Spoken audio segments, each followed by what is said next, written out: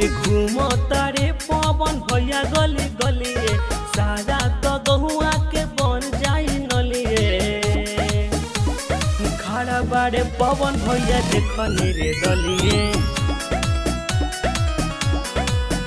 अरे खड़ा बाड़े पवन भैया देखनी रे दलिए।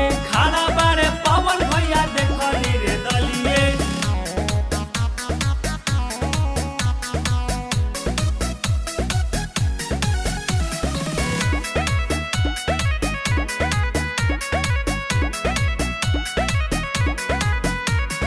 गौआ के सारा कर दिए विकास हो। गौआ के नाला नली हो जाए निकास हो।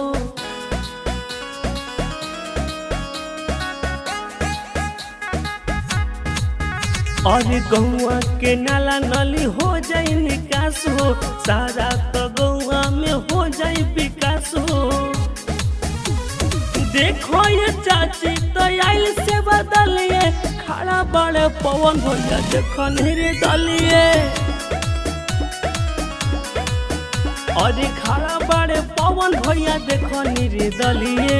खड़ा बड़े पवन भैया देखनी रे दलिए।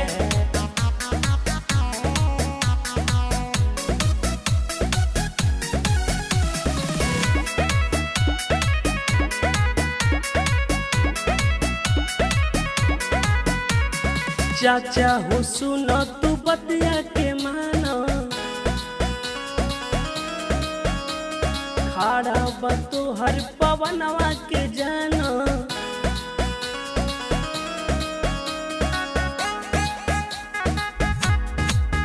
और चाचा हो सुनो तू बतिया के मानो।